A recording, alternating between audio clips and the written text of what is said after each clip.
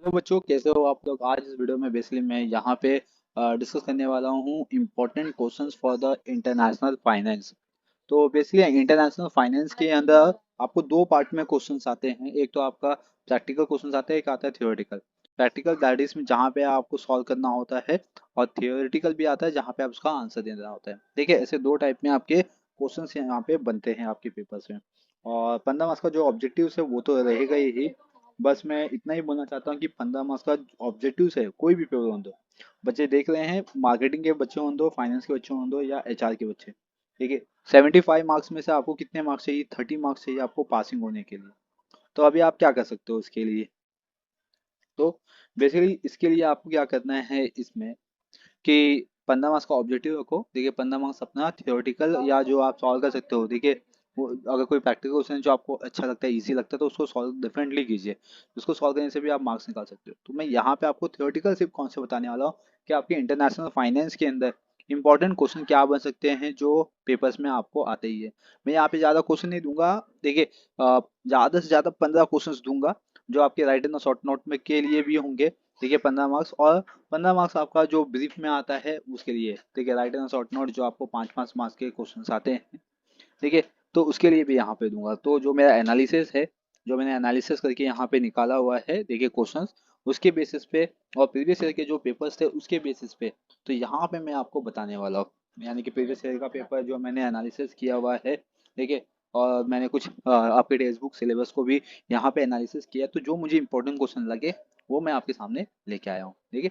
तो यहाँ पे आप देख सकते हो कि जो आपके पास इंपॉर्टेंट क्वेश्चन है जो ब्रीफ में बन सकते हैं, वो टोटल 15 क्वेश्चन से है। देख रहे हो यहाँ पे कितने हैं? यहाँ पे 15 क्वेश्चन है, राइट।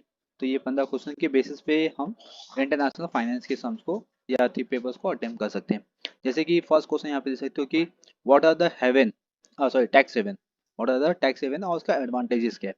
ये यहाँ पे आता है क्योंकि ये नंबर ऑफ टाइम पूछा गया है। फिर या तो आप शॉर्ट नोट में भी इसको पूछा जाता है, टैक्स हेवन। नेक्स्ट है यहाँ पे element of the international equity market. ये क्या है एग्जैक्ट इंटरनेशनल इक्विटी मार्केट है क्या?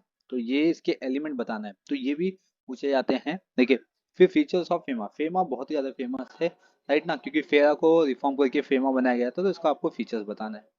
फिर international scope of the international finance क्या है, ठीक है, ये आपको पूछे जा सकते हैं। ये ब्रीफ में भी बता रहा हूँ, और अगर आपने उसको याद कर लिया तो मे बी आपको शायद राइट एंड शॉर्ट नोट में भी आ जाएगा। Component of the balance of payment, क्योंकि बैलेंस ऑफ पेमेंट भी आपके लिए बहुत इंपॉर्टेंट है, ठीक है। यहाँ पे आप जैसे, तो मैंने 15 क्वेश्चन लाया, लेकिन इसमें भी ज़्यादा से ज़्यादा इंपॉर्टेंट क्वेश्चन क्या बन सकते हैं वो भी मैं आपको बता दूंगा। तो जो मुझे 20 क्वेश्चन लगे आपके पूरे सिलेबस के अंदर, मैं उसके अकॉर्डिंग यहाँ पे बता रहा हूँ। और इसमें आप अच्छे से करोगे, और इसमें कुछ आप कट बिट करना चाहोगे तो इसमें क्या क्या इंपॉर्टेंट को समझ सकते हैं। मेरे हिसाब से आपको तो 20 को ये जो 15 क्वेश्चन जो मैं दे रहा हूँ इसको याद कर लेना चाहिए। इंटरनेशनल फाइनेंस है, ठीक है, तो उसको अच्छे से कीजिए आप। देखो, 15-15 मार्क्स लाना कोई हार्ड नहीं है, 30 मार्क्स लाना कोई हार्ड नहीं है। अगर आपने सही तरीके से क्वेश्चन के आंसर लिखे हैं, अटेम्प्ट किए हैं, तो डेफिनेटली आपको मिल जाएगा।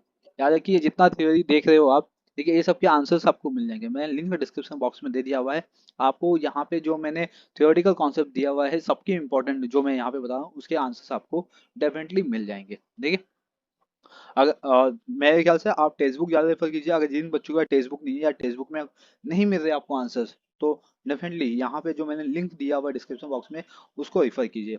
आपके लिए बहुत ज़्यादा बेनिफिट होगा इंटरनेशनल फाइनेंस के अंदर, ठीक है। नेक्स्ट आते हैं ऑब्जेक्टिव ऑफ टैक्सेशन। ये भी एक तरह का इंपॉर्टेंट है। फिर types of the foreign exchange risk face by the firm. Firm क्या फॉरेन एक्सचेंज यहाँ पे फेस करती है, तो ये एक तरह का क्वेश्चन बन सकता है। यूरो बॉन्ड का टाइप आता है यहाँ पे, टू टाइप से आपको बताना होता है, two types of euro bond, ठीक है।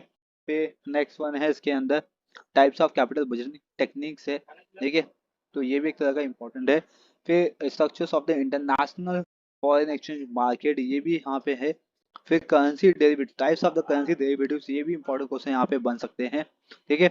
और difference between the fix and flexible exchange rate, ये क्वेश्चंस यहाँ पे पूछे जाते हैं। डिफरेंस आपको बताना होता है, फिक्स एक्सचेंज रेट क्या है और फ्लेक्सिबल एक्सचेंज रेट क्या है, क्योंकि इसके बेसिस पे आपके प्रैक्टिकल क्वेश्चंस भी आते हैं, राइट ना। इंटरनेशनल फॉरेन एक्सचेंज मार्केट क्या है, उसके इंस्ट्रूमेंट क्या है, ये सब भी पूछे जाते हैं। तो यहाँ पे सकते हो कि ग्लोबल मनी मार्केट इंस्ट्रूमेंट, देखिए ये एक तरह का यहाँ पे, या तो आप कह सकते हो euro bank and its advantages, ये यहाँ पे क्वेश्चन बनता है। और फॉरेक्स, फॉरेक्स से यहाँ पे नंबर ऑफ द क्वेश्चंस आते हैं। फॉरेक्स के अंदर आपका फॉरेक्स मैनेजर आता है, ठीक है, जैसे तो essential qualities of the forex manager, ठीक है, ये ब्रीफ में आ सकता है, या तो आपके पास ब्रीफ या राइटर और शॉर्ट नोट में भी ये दो क्वेश्चन बन सकते हैं।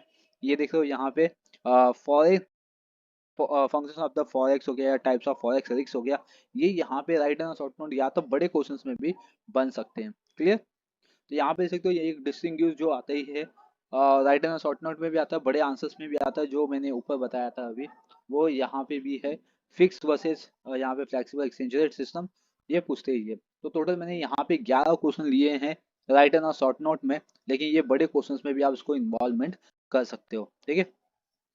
तो क्या है इसके अंदर वो देखते हैं। ये मैंने जो अभी 15 क्वेश्चन बताए ये आपको ब्रीफ में ज़्यादा यूज हो सकता है। 7 या 8 मार्क्स के लिए क्वेश्चंस बनते हैं यहाँ पे, ठीक है। ये 15 क्वेश्चंस में से ही डेफिनेटली आने वाला है, इतना मैं 95% श्योर हूँ कि इसमें से क्वेश्चन आपको आ ही जाएगा। और आप अगर इसको करके गए तो डेफिनेटली आप इसको अटेम्प्ट भी कर सकते हो, ठीक है। नेक्स्ट थिंग आते हैं अभी इसके अंदर, आप देख सकते हो एफडीआई और एफपीआई, ये एक जगह यहाँ पे इंपॉर्टेंट क्वेश्चन है, ठीक है, ये एक इंपॉर्टेंट क्वेश्चन है। ये ब्रीफ में भी पूछते हैं कि what is the FDI and what is the different form of FPI, ये पूछते हैं यहाँ पे, या तो उसका डिस्टिंग्विश भी पूछते हैं।